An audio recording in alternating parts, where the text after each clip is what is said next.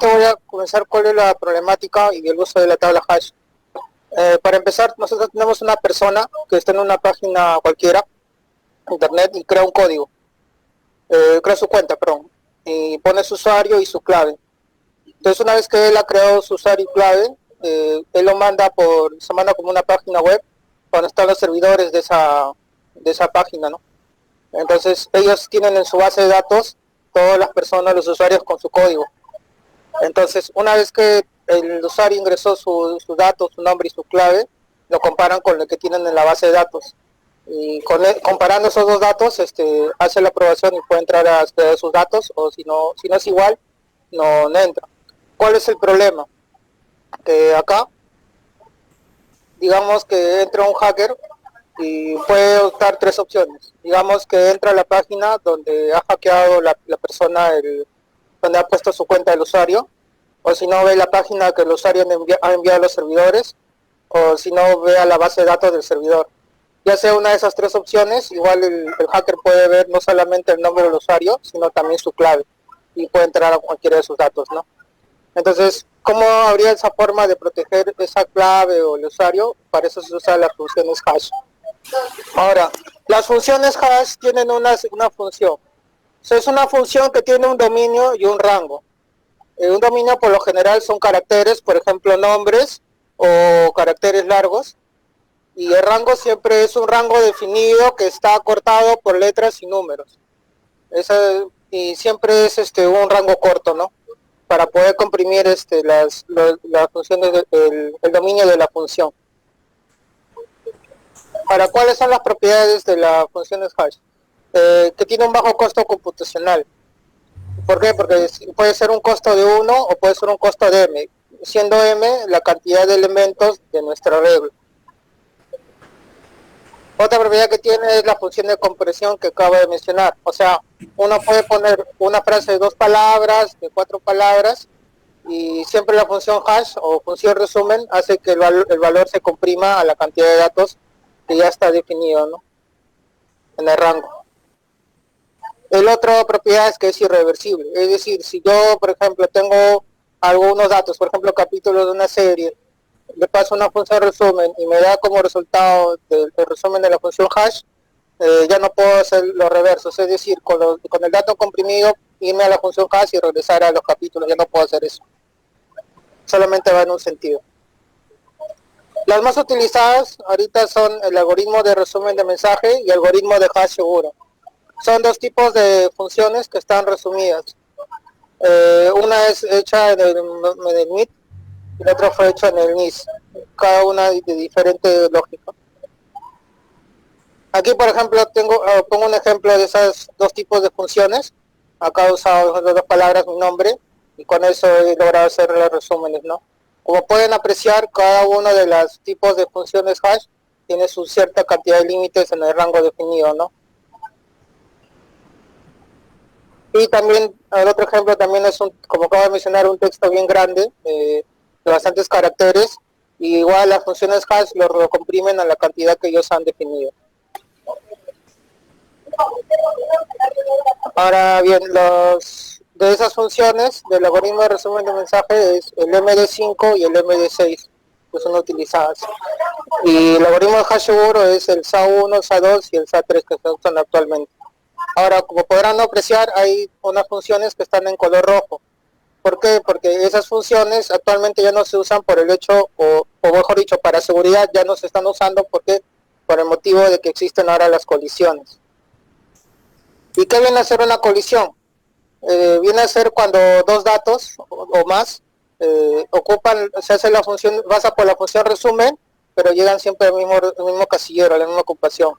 Entonces es ahí donde ocurre una colisión. ¿Cuáles son los usos de las funciones hash? En transferencias bancarias, firmas digitales, blockchain y en guardar claves de datos. Ahora, para el caso del ejemplo que puse al comienzo, del hacker que entra, ya sea por el login del usuario, o por la página, o por la base de datos del servidor, entonces, ¿cómo sería la función hash aplicativa? Muy simple. Para proteger, cuando el usuario crea su código de su usuario, pasa la función hash a la clave. y lo que envía al servidor sería ya el usuario, el nombre del usuario y la clave ya, pero con hashada, ¿no? Ya resumida en una función hash. Y también en la base de datos también se guardaría el mismo nombre del usuario, pero no se guardaría su clave, sino su clave ya pasada por la función resumen. Entonces, al final lo que se compara es el nombre del usuario y su clave pasada por hash. De esa manera, como programador, uno estaría protegiendo cierta parte del envío de datos, ¿no? Para proteger a su usuario. Ahora bien, ¿qué vendría a ser una tabla hash? La tabla hash viene a ser un arreglo en el cual se guardan los elementos en una posición determinada en el arreglo, ¿no?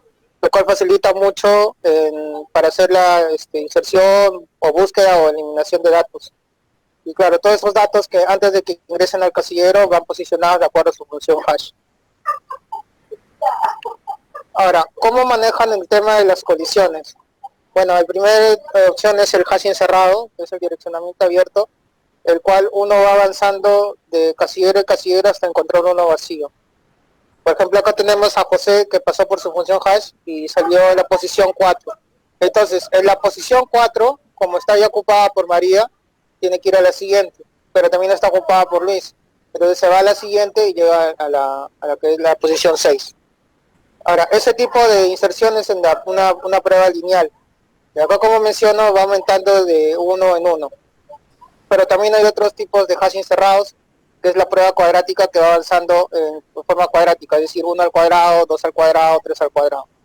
Y la otra que es el hashing doubling, que es un tipo más especial, que sería la misma función resumen, pero sumada en 1, 2, 3, casi parecida al lineal, pero en este caso se le va a multiplicar por una función alterna, que vendría a ser la misma función, pero con una variación, digamos, por una función lineal, ¿no? Como una XB, para que pueda cambiar toda esta función de entrada y pueda ocupar otra casilla, una casilla vacía en el tabla hash. El otro tipo de manejo de colisión sería el hashing abierto, el cual en cada celda se va anexando una lista. Entonces, de esa forma, si por ejemplo, si tenemos que José ocupa la posición 4, estaría anexada en la misma posición, pero con una lista se va añadiendo, ¿no? Igualmente para todos los casilleros, si es que tuvieran la misma posición, también ocurriría lo mismo, ¿no? Ahora, ¿cómo se manejan las colisiones? Para manejar las colisiones en una tabla hash se usa un indicador que se llama factor de carga. En el factor de carga es como un coeficiente de eficiencia, por así decirlo, el cual me dice cuántos datos hay por el número de celdas completos que hay en mi tabla. Entonces eso me da un porcentaje. En este caso tenemos 4 datos y esos 4 datos se dividen entre el número de celdas, que son 10 casillas. Y eso me da un 40%. Ahora, ¿qué pasaría si esa tabla hash, perdón, tuviera un factor de carga mayor a 75%? Al aumentar ese factor de carga al 75% de una probabilidad de que exista una colisión. Por ejemplo, en este caso, ¿no? Que tenemos un factor de carga del 80%. Entonces, ¿cómo se soluciona ese factor de carga? A través de un método llamado rehashing. ¿Y qué es el rehashing? Es el aumento de celdas de la misma tabla. En este caso, como no voy a ocupar más posiciones, se aumenta una casilla más. En este caso, de que lo que eran 10 aumenta a 2. Entonces, eso hace que disminuya el factor de carga aumentando el número de celdas. Ahora, en este caso, yo he hecho una implementación de un código en C, el cual es muy simple, ¿no? Se ingresa una palabra, que sea un nombre de una persona, y esa palabra se convierte en código ASCII. Luego, esos números que están en funciones del código ASCII y de la palabra, se divide entre el número o mejor dicho, se saca el residuo entre el número de casillas que tiene mi tabla hash. Y ese resultado me da la posición en el casillero. En este caso yo usaba un arreglo que tenga 3 elementos. La máxima letra que puede ir por palabra son 7. Claro, como son 3 elementos, la función hash sería ese residuo de 13, ¿no? Y en mi caso, que si hubiera una colisión, lo manejarían por un hashing cerrado, es decir, un hashing lineal. Esa es la búsqueda de elementos. En este caso, para hacerlo más rápido, acá tendría una palabra, María. Cada una se va transformando en código ASCII y cada número se va fusionando. luego se pasa por su función hash, se saca su reciente 3 y tengo la posición 7. Luego acá añado otra palabra que es Daria, que me da la posición 6. Y la palabra Jorge que me da la posición 3, aplicando el mismo concepto. Ahora, acá viene un tema. Acá ingresa la palabra Darío, lo paso por la función hash y me da la misma posición 7, que es la misma posición donde está María. Entonces, como hace una búsqueda lineal, entonces lo que hace es buscar a la siguiente casilla que esté ocupada vacía, ¿no? Y eso se va a la casilla 8.